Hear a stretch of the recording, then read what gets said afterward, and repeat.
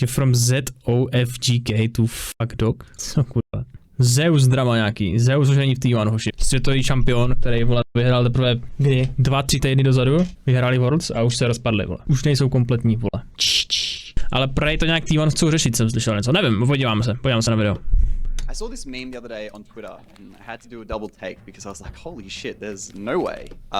Počkej, já to ještě trošku zesílím. Upon closer inspection, I realized it was a joke. The subtext obviously says, quote, thank you for winning worlds. Good joke, definitely didn't shorten my lifespan by 5 years. For those that know me know I'm a huge Zeus fan, so you can imagine my absolute despair when I read the real news today. Earlier this week, Korean esports powerhouse T1 began revealing its contract renewals and releases following their second world's title in 3 years. Firstly, we saw the release of Reckless.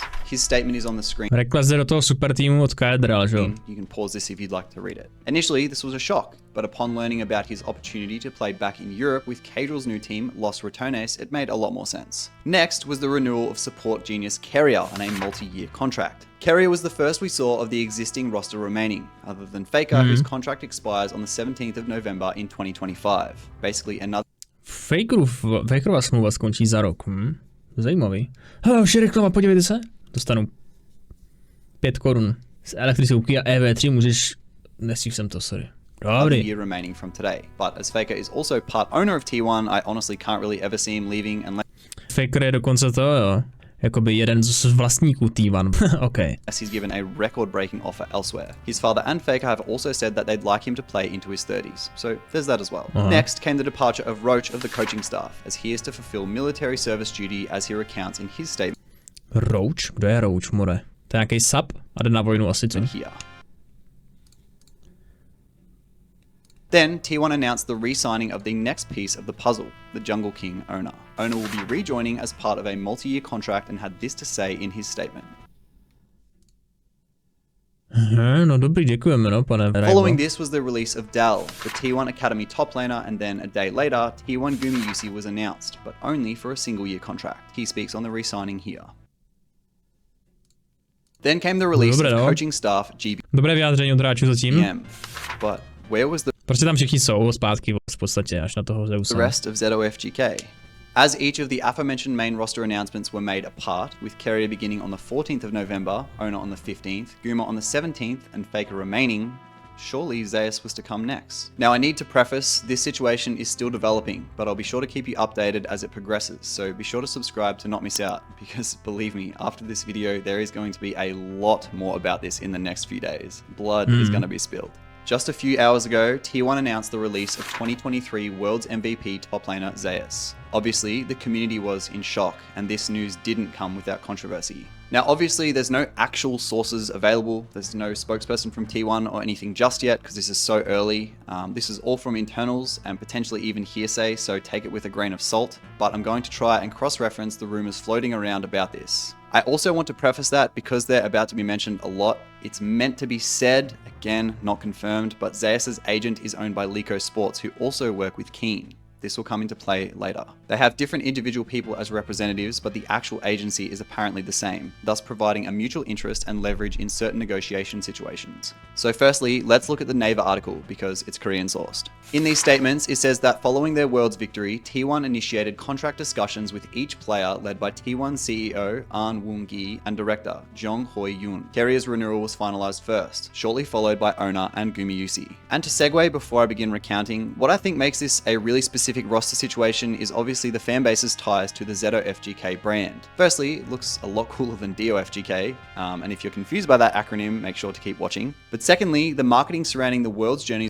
of this roster over the last 3 years was incredible and really tied the players and fans together with a sense of unity. At this point, T1 is almost more ZOFGK than it is T1. From the lows of being reverse swept by DRX in 2022 to the highs of rinsing 2023. A co je to ZOFGK? Co takové? 3 and the underdog tale of a 4th seed win it all in 2024, there isn't much T1 hasn't seen lately. And this is all while being tied in with the legacy of Faker, the greatest esport athlete to ever live. So to break this roster is so much more than just a simple roster change. The statement goes on saying the T1 fans strongly voiced their desire to retain ZOFGK, but despite the momentum from fans, negotiations with Zeus and specifically his management faced significant.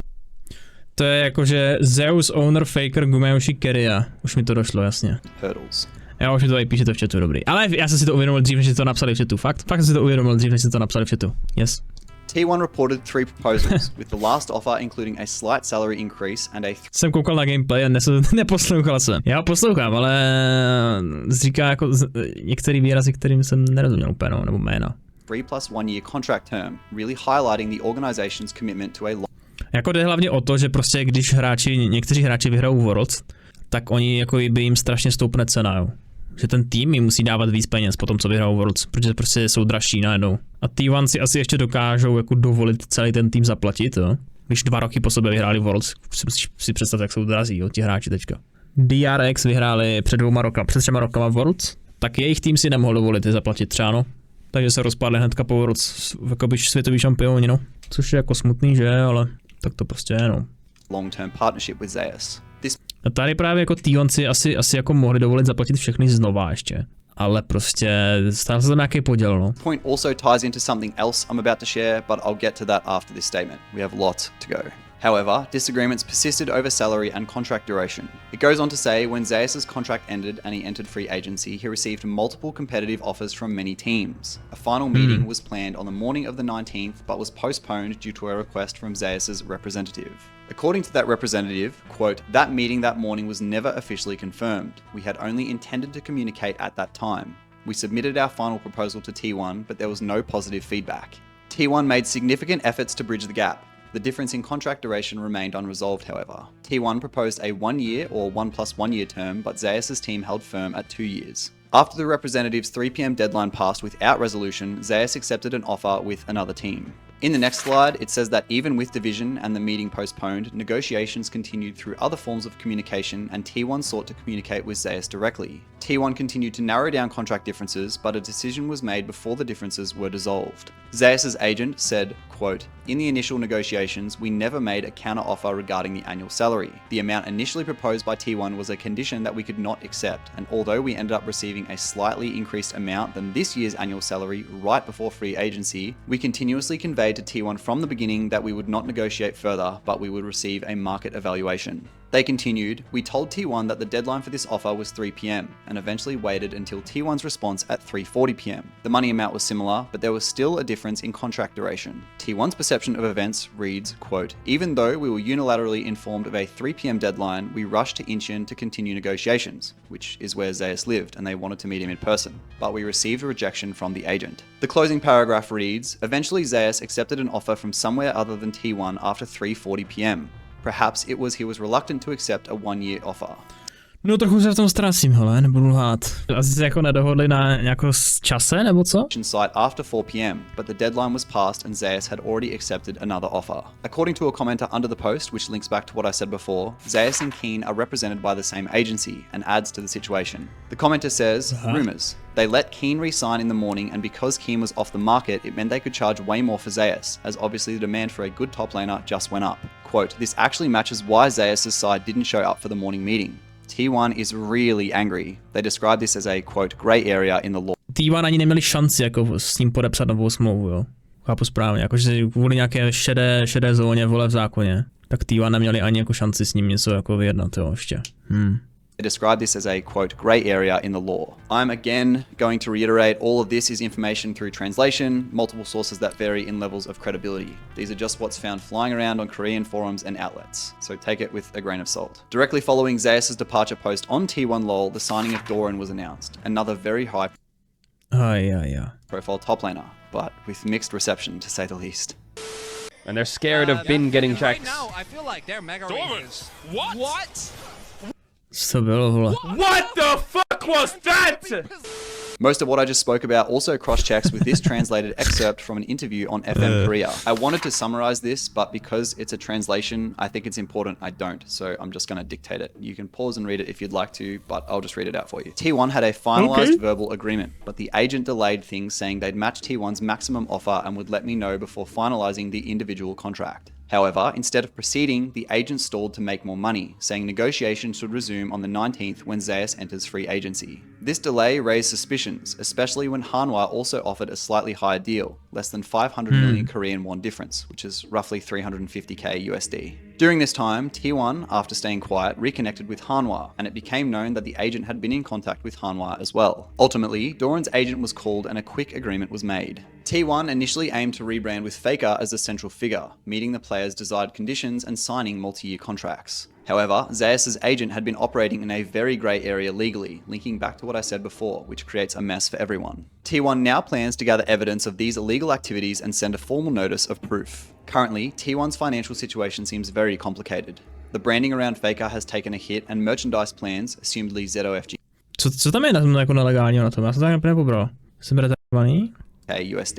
During this time, 150k USD. During this time, T1, after staying quiet, reconnected with Hanwha, and it became known that the agent had been in contact with Hanwha as well. Ultimately, Doran's agent was called and a quick agreement was made. T1 initially aimed to rebrand with Faker as the central figure, meeting the players' desired conditions and signing multi-year contracts. However, Zeus' agent had been operating in a very grey area legally, linking back to what I said before, which creates a mess for everyone. T1 now plans to gather evidence of these illegal activities and send a formal notice of proof. Currently, T1's financial situation seems very complicated.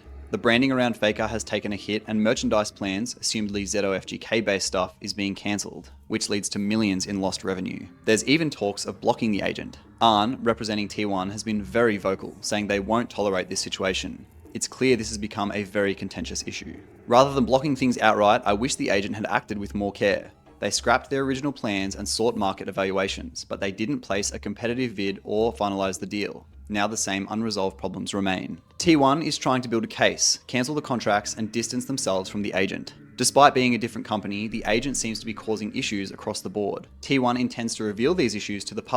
Takže agent je parchant nějaký, jo? Zase nějaký agent, který to dělá jen pro prachy a je mu jedno, kam toho hráče prodá, hlavně, že na tom co nejvíc vydělá, že jo? Ne? Agentura ghostla T1 a problém je v tom, že Keenova smlouva byla podepsána v den závěrečného vyjednávání o Zeuse, což drasticky zvýšilo hodnotu Zeuse a T1 nestihla vyjednávat včas. Keen a Zeus rovná se stejná agentura. Ta agentura jako schválně, já nevím, já to nechápu, furt jsem no? Hej, já jsem dneska málo spal, chápeš? Já jsem dneska unavený jak hovno. Ta agentura je proti T1 prostě. Jako nechápu, co s tím má ta Keenova smlouva, ale to, že ta Keenova smlouva byla podepsaná ve stejný den, tak zvýšilo tomu Zeusovi jako strašně cenu, jo.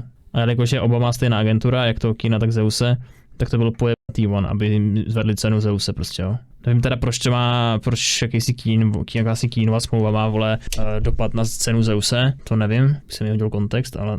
Public. Když tak mi to napiš, kámo, já z toho videa se nějak nepobírám, nevím. Likely resulting in news coverage and serious legal issues, linking back to the aforementioned gathering of evidence. T1 originally planned to make Faker the central figure of their rebranding while meeting the players' desired conditions and contract terms, including multi-year deals. They verbally agreed and worked out most of the details, including maximizing their offer and getting player approval. However, plans B and C fell apart, causing internal chaos among T1 staff. The link to what I just spoke about, to the direct media, is in the description below if you want to check it out yourself, if you can read Korean, because I can't. I also found this, which was a removed post from lol, sharing more on the situation. I'm going to repeat myself. Zeus and Keen are managed by two different agencies, but only on paper. Same root implied collusion. T1 měli jakoby slovní domluvu se Zeusem, že to podepíšou. Tahle agency ghostla T1 po tom, co resignula Keena Genji. T1 chtěli utratit víc, aby si udrželi Zeuse, ale pak ta agentura řekla T1, že hle, nabídli víc. A ghostnuli T1. T1 kontaktovali Doranovou agency a signuli ho. Že Zeusův agent byl prostě na tenké line mezi tím, mezi legálníma a nelegálníma věcma, aby pojebal T1. Takže všichni z T1 jsou teďka mentál boomnutí. T1 se pokusí najít jakoukoliv cestu, aby to jako zvrátili tady to, protože si chcou udržet ZOFGK, prostě původní sestavu, no.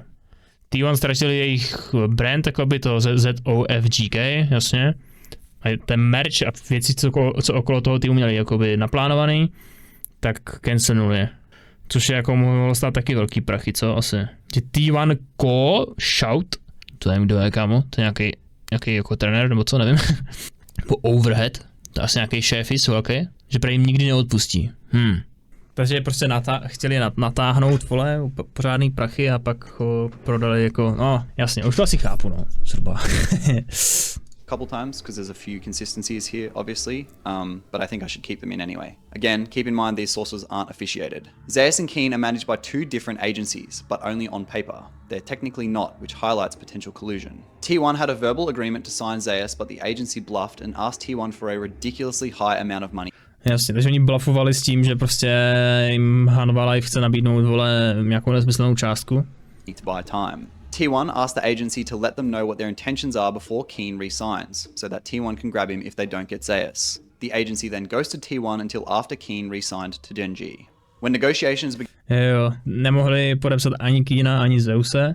began on November 19th, T1 had the intention of spending more to keep Zeus, as it meant keeping the Zeto FGK brand intact. The agency then told T1 that HLE offered more, but it wasn't even 400k more and ghosted T1. After being, quote, mental boomed by the conduct of the agency, T1 quickly contacted Doran's agent and signed him smoothly. T1 always wanted to retain Zeto FGK. To do this, they were ready to give players whatever they wanted and multi-year contracts. Zeus's agent walked a fine line between legal and illegal, the grey area, which was to screw T1 over, so all of T1 is really heated about the situation. T1 will now be gathering evidence. T1 is enraged and is in vengeance mode. They will contact TV stations, find whatever they can to sue these guys. T1 intended to brand around Zeto FGK to be the successor of Faker. T1 had a verbal agreement and was finalizing it, but that and Plan B and C were foiled. T1 has lost the Zeto FGK brand, had merch cancelled, and are in a nothing left to lose blood campaign against Zeus's agency. The T1 COO swears on his name that they will never forgive them. Again, for the 10th time this video, this stuff is from forums, outlets, and online, Korean or English media, so take it with a grain of salt, but it is suspicious to me how many of these details do line up. However, despite all of this, T1 Doran is currently signed, and Zeus, according to all of this, has accepted another team. As I said before, this situation is still developing. Thank you so much for watching. Tak jako mají jednoho z těch třech nejdražších, nebo ne, no, nejdražších topařů, jakoby, nebo nejlepších asi z LCK, že jo. Tak to je pro ně jako dobrý, z toho můžou třeba něco ještě vyjednat jakoby s tím Zeusem, ne? Ale jestli je tam nějak jako pojebal ten agent, tak GG. Že from ZOFGK to fuck dog, co kurva.